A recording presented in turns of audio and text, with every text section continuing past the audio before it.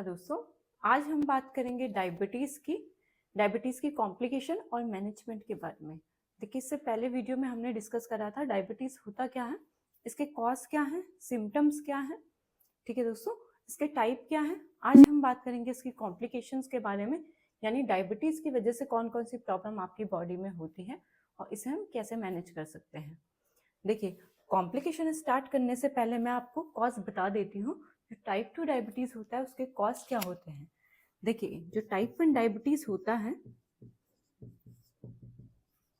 ये auto immune होता है।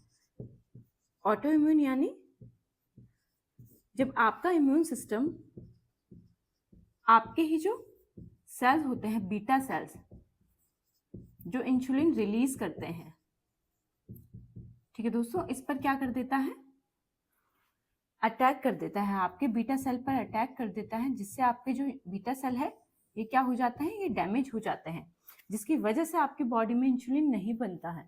तो टाइप 1 क्या है, ऑटो इम्यून डिजीज की वजह से होता है। अब बात करेंगे टाइप 2 डायबिटीज के बारे में। टाइप 2 डायबिटीज के कॉज कौन से हैं। देखिए, टाइप 2 जो डायबिटीज होता है वो 30 और 35 साल के बाद होता है, और इसके जो कॉज होते हैं ये डिफरेंट कॉज इसके होते हैं।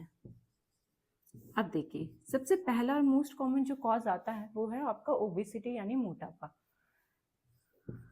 मोटापे की वजह से क्या होता है, इंसुलिन रेजिस्टेंस होता है, यानी इसमें आपका क्या है, इंसुलिन बॉडी में तो बनता है लेकिन वो काम करना बंद कर देता है। वो मोटापे की वजह से ऐसा प्रॉब्लम होती है।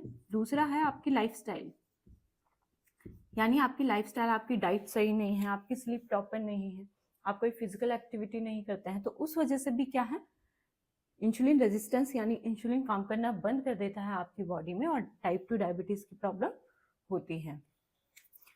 तीसरा है जेनेटिक। देखिए, जेनेटिक भी ये प्रॉब्लम होती है।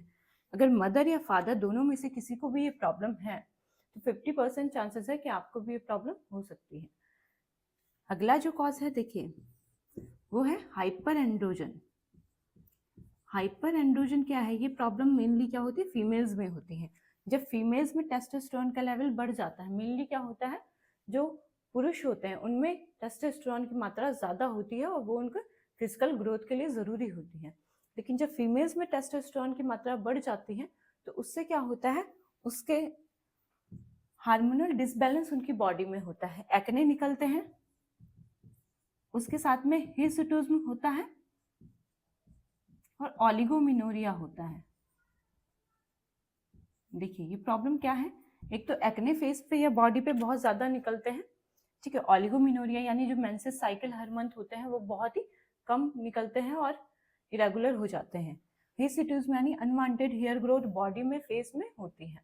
इसकी वजह से उनका हार्मोनल डिसबैलेंस हो जाता है और इंसुलिन रेजिस्टेंस की प्रॉब्लम होती है, टाइप 2 डायबिटीज डेवलप होता है अगर लंबे टाइम तक ये प्रॉब्लम बनी हुई है।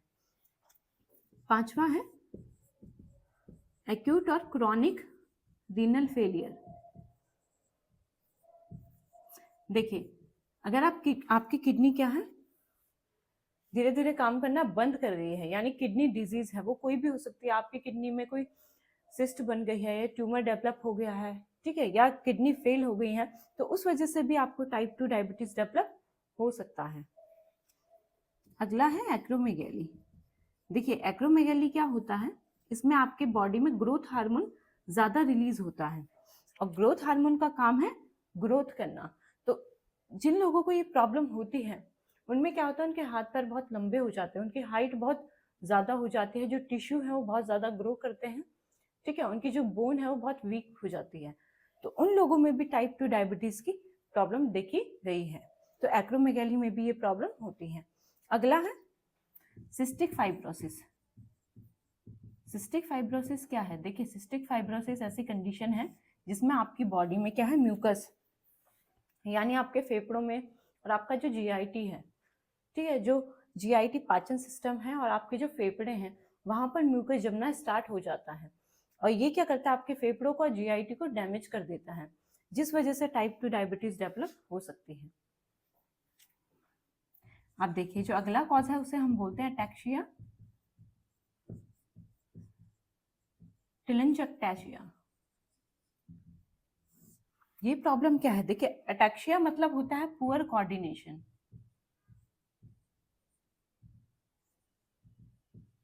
ठीक है दोस्तों। और टेलेंजक्टेशिया मतलब होता है कि जो आपकी वेसल होती हैं छोटी छोटी, ये क्या हो जाती है, डायलेट हो जाती है, चौड़ी हो जाती है, ठीक है दोस्तों। तो बॉडी की जो वेसल होती हैं वो चौड़ी हो जाती हैं और इसमें पुअर कोऑर्डिनेशन होता है, यानी ब्रेन से रिलेटेड प्रॉब्लम है आपकी, जिसमें आपको चलने में प्रॉब्लम होती है।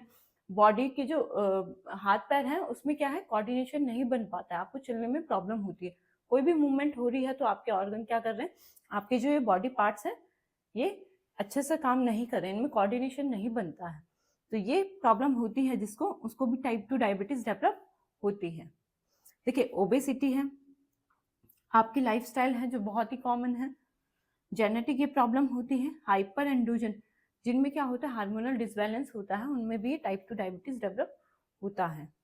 हाइपर एंड्रोजन यानी हार्मोनल डिसबैलेंस, उसकी वजह से भी प्रॉब्लम होती है।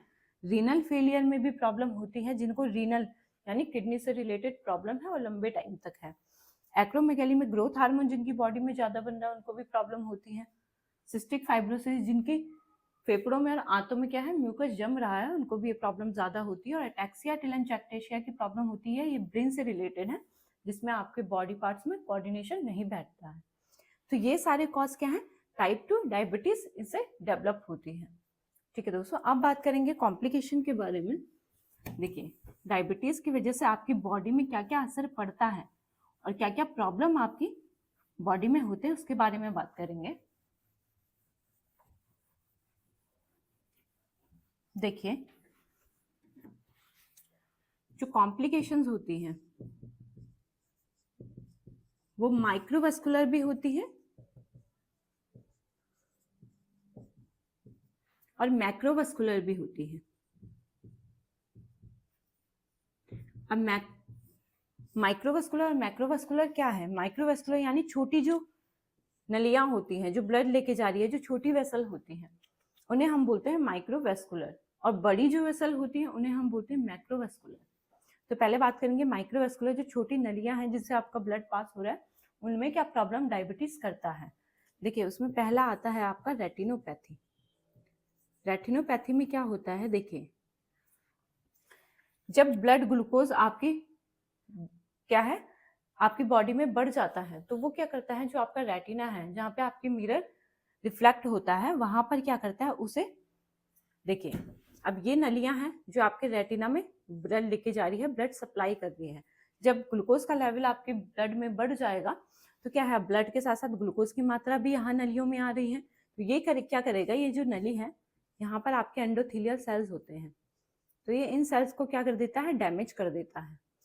और ये जो इसकी वॉल होती है ये वीक पड़ जाती है और यहाँ ये रप्चर हो जाती है, इससे ब्लड लीक आउट होता है, वो रेटिना में क्लॉट फॉर्म कर देता है, ठीक है, जिसकी वजह से आपको धुंधला दिखाई देने लगता है, ठीक है, काला काला सा अपनी आंखों में दिखाई देने लगता है और कलर को परसीव करने में आपको प्रॉब्लम होती है। तो वो प्रॉब्लम है रेटिनोपैथी की। अब बात करेंगे न्यूरोपैथी। न्यूरोपैथी यानी नर्व जो होती है आपकी, देखिए नर्व का काम है आपकी बॉडी के डिफरेंट पार्ट में सिग्नल लेके जाना आपके ब्रेन से, यानी आपके ब्रेन को और आपके बॉडी पार्ट्स को ये क्या है सिग्नल के थ्रू कनेक्ट करती है, ठीक है दोस्तों। आर्टरी का काम है ब्लड लेके जाना। तो न्यूरोपैथी में क्या होता है, जो आपकी नर्व होती है हाथों पैरों की, मोस्टली क्या होता है आपके पैरों में प्रॉब्लम ज्यादा देखी गई है। इसमें क्या होता है आपकी पैरों की जो नसें हैं वो डैमेज हो जाती हैं, जिसकी वजह से क्या है सुनपन आपको लगता है, ठीक है, पैरों में झंझनाहट सी आपको लगती है और ऐसा लगता है कि जैसे चींटियां काट रही हो, कोई सुई चुभो रहा हो, नीडल लाइक सेंसेशन भी आपको फील होती है। वो किस वजह से होती है, न्यूरोपैथी की वजह से होती है, और वो डायबिटीज की वजह से वो प्रॉब्लम डेवलप होती है। एक बात ध्यान रखिए, जो न्यूरोपैथी की प्रॉब्लम होती है सिमेट्रिकल होती है। सिमेट्रिकल यानी ऐसा नहीं है कि एक साइड आपको ये फील हो रहा है दूसरे पैर में नहीं फील हो रहा है। अगर ये प्रॉब्लम है तो बॉडी में ग्लूकोज बढ़ा हुआ है तो ये दोनों पैरों को अफेक्ट करेगी, दोनों हाथों को अफेक्ट करती है, तो न्यूरोपैथी उसे हम बोलते हैं। अगला है नेफ्रोपैथी। देखिए नेफ्रो मतलब होता है आपकी किडनी। अब किडनी में क्या प्रॉब्लम होती है, देखिए किडनी में भी क्या है, ये नलियां सप्लाई लेके जा रही है, इन पर जब आपका क्या है शुगर क्या है असर डालता है तो उसकी वजह से क्या होता है, ये नलियां डैमेज होना स्टार्ट हो जाती हैं। अब देखिए जब किडनी को ही सप्लाई नहीं मिलेगा तो किडनी काम कैसे करेगी? किडनी का काम होता है फिल्टरेशन करना, यानी जो भी वेस्ट है उसे बाहर निकालना। आपकी बॉडी में अगर ग्लूकोज लेवल बढ़ गया है तो उससे क्या है, आपकी किडनी बाहर निकालना स्टार्ट कर देती है। तो देखिए नेफ्रोपैथी में क्या होता है, जब ये नलियां डैमेज होने लगती हैं तो किडनी को ढंग से सप्लाई नहीं जाता है, उस वजह से धीरे धीरे आपकी किडनी काम करना बंद कर देती है। उस कंडीशन को हम नेफ्रोपैथी बोलते हैं। तो आपकी आंखों पर भी असर पड़ता है, आपकी जो नर्व है, नसें हैं जो सिग्नल लेके जा रही है, उन पे भी असर पड़ता है, उनसे भी आपको सुन्नपन और झंझनाहट महसूस होती है। नेफ्रोपैथी क्या है, आपकी किडनी पर भी असर डालता है। अब बात करेंगे मैक्रोवेस्कुलर, यानी जो लार्ज वेसल होती है। ये तो बात थी छोटी जो वेसल होती है, अब जो बड़ी वेसल होती है उनमें क्या असर डालता है, देखिए उसमें सबसे पहले आता है coronary artery disease. Coronary artery disease क्या है, देखिए जैसे मैंने आपको पहले भी बताया, कोरोनरी आर्टरी वो होती है जो आपके हार्ट मसल को सप्लाई देती है, ठीक है, क्योंकि सप्लाई की जरूरत हर ऑर्गन को होती है। अगर उसे ही सप्लाई नहीं मिल पाएगा तो वो काम कैसे करेगा, और हार्ट का काम होता है पंप करना। तो हार्ट मसल को जो सप्लाई लेके जा रही है उस नली का नाम होता है कोरोनरी आर्टरी। और कोरोनरी आर्टरी में जब शुगर का लेवल बढ़ने से इसमें क्या है, अब देखिए मान लीजिए आपके कोरोनरी आर्टरी है, ठीक है, यहाँ पर क्या होते हैं, आपके एंडोथेलियल सेल्स होते हैं, और जब आपकी बॉडी में ग्लूकोज का लेवल बढ़ गया है तो ये क्या करती है, यहाँ पर फैट जमना स्टार्ट हो जाता है, यानी कोलेस्ट्रॉल जमना स्टार्ट हो जाता है। और जब ये कोलेस्ट्रॉल आपकी नली में जमता है तो ये क्या है, धीरे धीरे क्लॉट फॉर्म कर देता है, खून का थक्का बना देता है। और ये खून का थक्का क्या है, आपकी नली को ब्लॉक कर देता है, जिससे प्रॉपर सप्लाई आपके हार्ट पे नहीं जाती है और हार्ट अटैक की प्रॉब्लम होती है। वो प्रॉब्लम होती है कोरोनरी आर्टरी डिजीज की, ठीक है दोस्तों। उसमें क्या है, डायबिटीज का बहुत बड़ा रोल होता है, क्योंकि डायबिटीज की वजह से जिनको डायबिटीज है उनको ये प्रॉब्लम अटैक वाली ज्यादा होती है। तो कोरोनरी आर्टरी डिजीज इसे ही हम बोलते हैं। अगला है periphery artery disease, peripheral artery disease.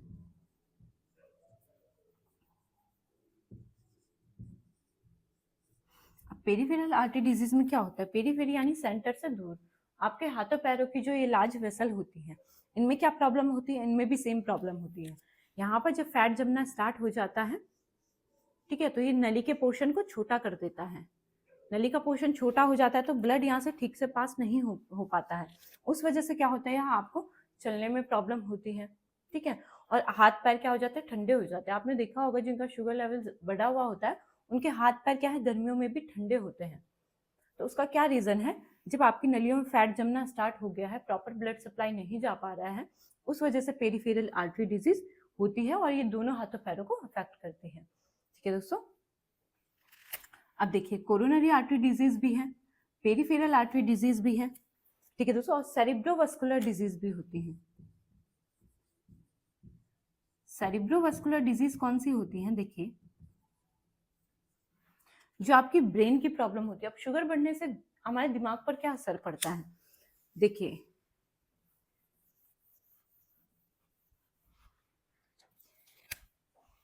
ये आपका हार्ट है, ठीक है, और आपके हार्ट को जो नली सप्लाई पहुंचा रही कोरोनरी आर्टरी, जिसकी अभी मैंने बात करी थी, यहाँ पे क्या है, क्लॉट बन गया है।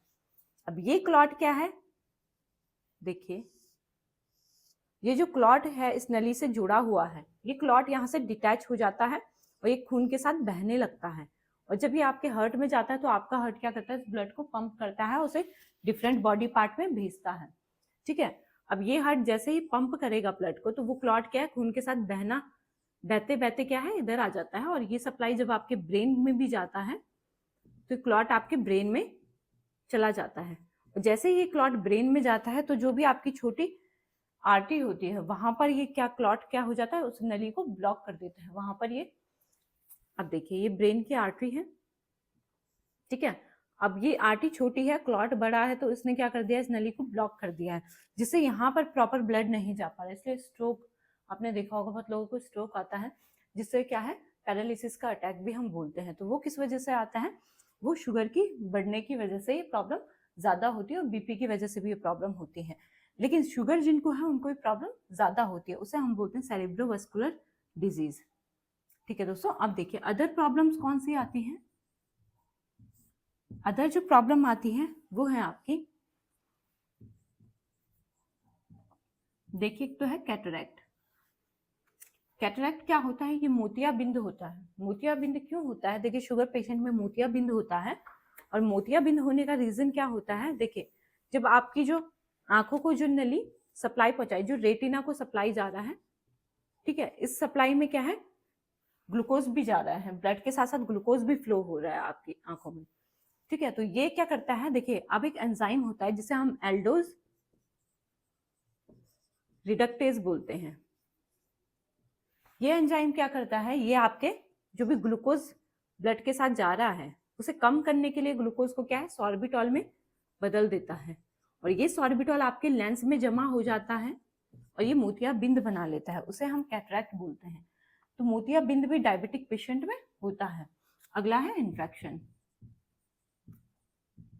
वो यूटीआई इन्फेक्शन भी हो सकता है, ठीक है, जहां से आप टॉयलेट करते हो उस ट्रैक्ट में भी इन्फेक्शन हो सकता है, आपकी स्किन में भी इन्फेक्शन हो सकता है।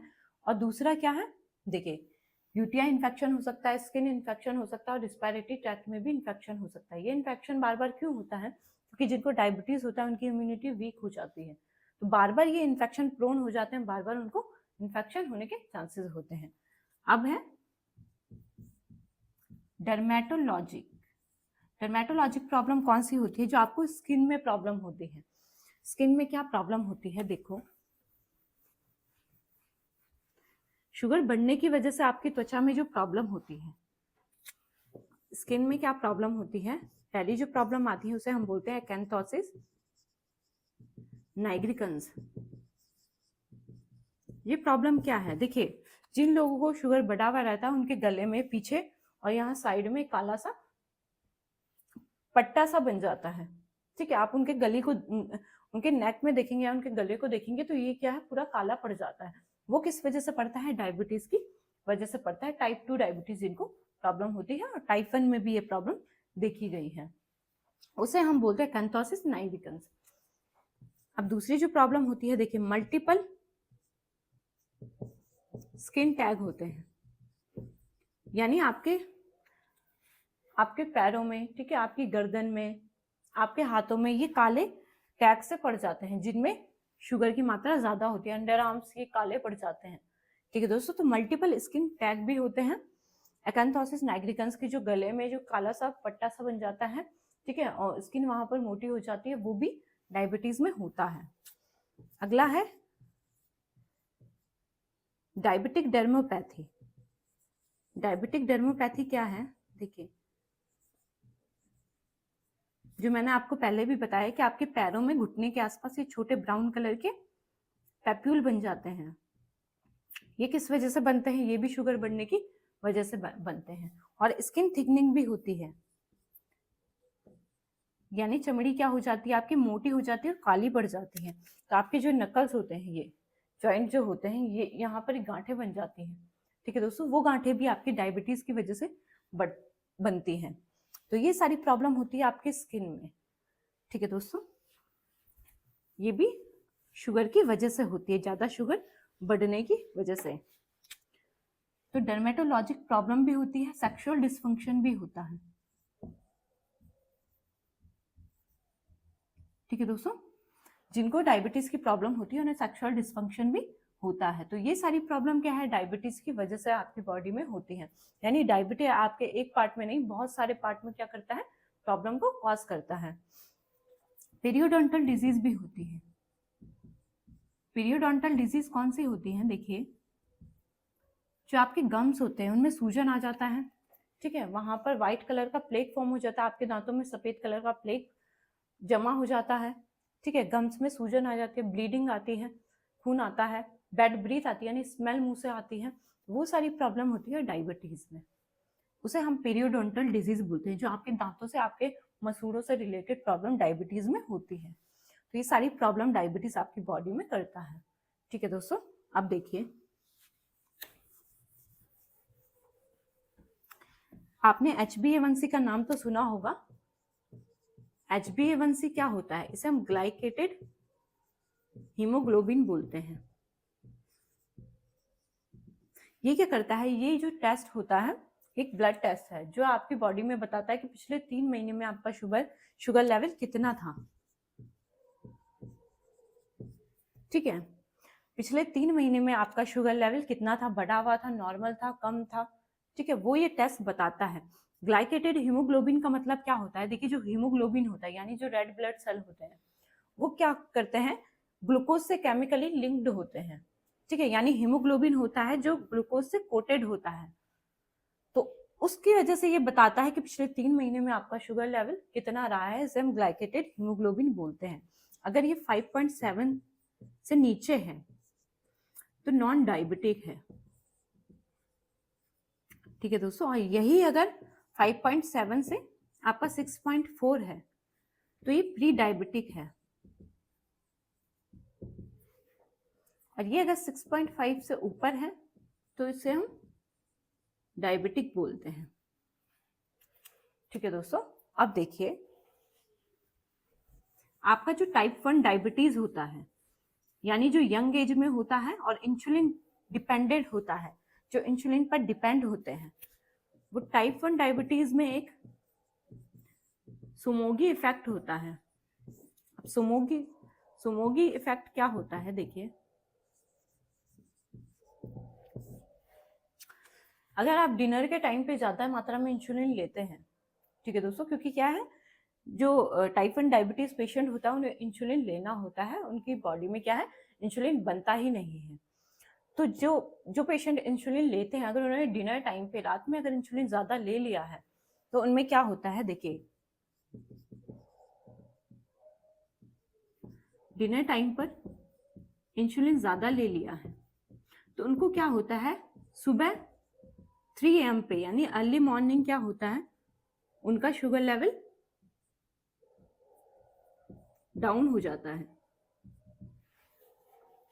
जो इंसुलिन डिपेंडेंट पेशेंट होता है वो डिनर के टाइम पे अगर उसने ज्यादा इंसुलिन ले लिया है, ठीक है, शुगर को कम करने के लिए इंसुलिन की मात्रा ज्यादा ले ली है, तो सुबह 3 बजे क्या हो जाएगा, उसका ग्लूकोज लेवल कम हो जाएगा, और सुबह 7 बजे उसका ग्लूकोज क्या हो जाएगा, बढ़ जाएगा, सुबह 7 बजे बढ़ जाएगा, रात 3 बजे क्या है शुगर लेवल कम हो जाएगा। इसलिए हम एडवाइस करते हैं कि जो इंसुलिन डिपेंडेंट पेशेंट है वो रात में क्या है डिनर के टाइम पे इंसुलिन की मात्रा ज्यादा नहीं लेनी है, इसमें इंसुलिन की मात्रा को कम कर देते हैं। इसलिए हम बोलते हैं अपने पेशेंट को कि रात में क्या है शुगर आपको नहीं लेना है, अगर शुगर मेडिसिन अगर आपको लेनी है तो आप अर्ली मॉर्निंग में लेते हैं, लेकिन रात में आपको ये अवॉइड करना है, क्योंकि उसकी वजह से क्या होता है टाइप 1 डायबिटीज में रात में ग्लूकोज लेवल कम हो जाता है, उसी की रिस्पॉन्स में आपकी बॉडी क्या करती है, स्ट्रेस हार्मोन रिलीज करती है, और ये स्ट्रेस हार्मोन क्या करता है, सुबह सुबह आपका ग्लूकोज लेवल को बढ़ा देता है, तो आपको फिर सुबह सुबह क्या होती है, प्रॉब्लम होती है। अब देखिए जो टाइप 1 और 2 में एक प्रॉब्लम और होती है, देखिए टाइप 2 डायबिटीज में भी ये प्रॉब्लम होती है, टाइप 1 में भी होती है और टाइप 2 में भी ये प्रॉब्लम होती है, इसे हम डाउन फिनोमिना बोलते हैं, डाउन फिनोमिना। ये क्या होता है, देखिए इसमें आपका जो ग्लूकोज लेवल होता है वो 3 बजे भी क्या होता है, बढ़ा हुआ रहता है, और सुबह 7 बजे भी आपका ग्लूकोज लेवल बढ़ा हुआ होता है, यानी ग्लूकोज लेवल कम नहीं होता है, ये 3 बजे भी बढ़ा हुआ है, ठीक है, अगर रात में आप ले रहे हैं इंसुलिन तो ये सुबह 3 बजे भी बढ़ा हुआ है, 7 बजे भी ये बढ़ा हुआ रहता है, तो इस कंडीशन में हम क्या करते हैं, इंसुलिन का लेवल बढ़ा देते हैं, इंसुलिन के डोज बढ़ा देते हैं। तो ये प्रॉब्लम भी किसी किसी शुगर पेशेंट में होती है कि उनका शुगर लेवल डाउन ही नहीं होता है, ठीक है, किसी में क्या होता है कि इंसुलिन ज्यादा देने की वजह से उनका जो शुगर लेवल है वो डाउन हो जाता है, ठीक है, फिर वो थोड़ी देर बाद वो फिर एकदम से बढ़ जाता है, तो उनमें हम इंसुलिन का जो डोज होता है वो कम कर देते हैं, और इसमें क्या होता है इंसुलिन का डोज हम बढ़ा देते हैं क्योंकि शुगर कम ही नहीं हो रहा है, उसे हम बोलते हैं डाउन फिनोमिनन, ठीक है दोस्तों। अब देखिए अब बात करेंगे डायबिटीज के मैनेजमेंट के बारे में, कैसे हम डायबिटीज को कंट्रोल कर सकते हैं। देखिए इसका जो मैनेजमेंट होता है, सबसे पहले आपने डाइट को हेल्दी रखना है, ठीक है दोस्तों, जंक फूड अवॉइड करना है, एक हेल्दी डाइट लेनी है, उसके बाद क्या है, एक्सरसाइज करना है मिनिमम 30 मिनट्स, ठीक है दोस्तों, अपने लिए जरूर निकालें, और मिनिमम क्या है 30 मिनट आप लोग डेली एक्सरसाइज करें, कोई फिजिकल एक्टिविटी करें जिससे आपकी बॉडी क्या है उस ग्लूकोज को एनर्जी में कन्वर्ट करे, ठीक है, और आपके ब्लड में ग्लूकोज की मात्रा कम हो जाए। तो एक्सरसाइज करनी है, हेल्थी डाइट लेनी है, स्ट्रेस जितना कम हो सके, क्योंकि ये भी एक रिस्क फैक्टर है। अगर हम ज्यादा स्ट्रेस लेंगे, ठीक है, तो हार्मोनल डिसबैलेंस आपकी बॉडी में होगा जिसकी वजह से शुगर की मात्रा आपकी बॉडी में बढ़ जाएगी। देखिए पीसीओएस की प्रॉब्लम भी होती है लेडीज में, जिसे हम पॉलीसिस्टिक ओवेरियन सिंड्रोम बोलते हैं। ये अगर लंबे टाइम तक प्रॉब्लम बनी हुई है तो उसको भी टाइप 2 डायबिटीज हो सकता है, तो इसको भी आपने मैनेज करना है। वाटर इंटेक जितना ज्यादा हो सके उतना ज्यादा लें, ठीक है दोस्तों। शुगर इंटेक को अवॉइड करना है, जितना शुगर कम ले सके उतना हमको कम लेना है। अब देखिए जब आप शुगर, आपको डायबिटीज की प्रॉब्लम होती है तो आपको क्या होता है, देखिए आपका वेट लॉस हो जाता है। वेट लॉस क्यों होता है, देखिए आपकी बॉडी ग्लूकोज को क्या है एनर्जी में कन्वर्ट करती है। ये इंसुलिन क्या है ग्लूकोज को एनर्जी में कन्वर्ट करता है, वो एनर्जी फिर आपकी बॉडी क्या है इस्तेमाल करती है उस एनर्जी का किसी भी काम को करने में। तो जब आपकी बॉडी में इंसुलिन बन ही नहीं रहा है या काम नहीं कर रहा है तो ग्लूकोज एनर्जी में कैसे कन्वर्ट होगा। अब आपकी बॉडी जो एनर्जी ले रही है वो किससे ले रही है, फैट से ले रही है, इसलिए धीरे धीरे आपके बॉडी फैट कम होता जाता है। तो ये सारी प्रॉब्लम होती है और इनको हम इस मैनेजमेंट से हमने डायबिटीज को कंट्रोल कर सकते हैं। तो अपनी लाइफस्टाइल को हेल्दी रखिए और अपना ध्यान रखिए। अगली वीडियो में हम बात करेंगे हाइपोग्लाइसेमिया के बारे में, यानी ग्लूकोज लेवल जब लो हो जाता है तो क्या प्रॉब्लम होती है। धन्यवाद।